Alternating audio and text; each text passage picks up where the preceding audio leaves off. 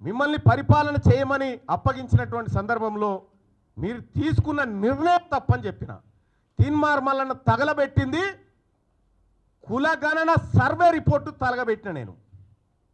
ఇలా తీన్మార్ మల్లన్న ఏం చేసిండో 2018లో 2011లో రాహుల్ గాంధీ గారు కూడా అదే చేశాడు.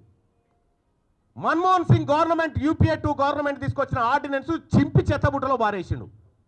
ఇలా నేను చేసింది గదే.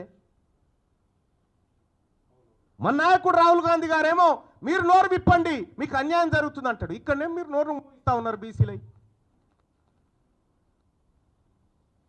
ఇలా బీసీ నాయకులు మాట్లాడితే కోమటిరెడ్డి వెంకటరెడ్డి కోన్యాయం, రాజగోపాల్ రెడ్డి కోన్యాయం, వాళ్ళైతే చిన్నగానే తిట్టిరా నిన్ను. నేను మిమ్మల్ని అన్నది కూడా లేదు. మళ్ళా మీరు చేసిన కార్యక్రమాన్ని వ్యతిరేకించిన, ప్రభుత్వ నిర్ణయాన్ని వ్యతిరేకించిన.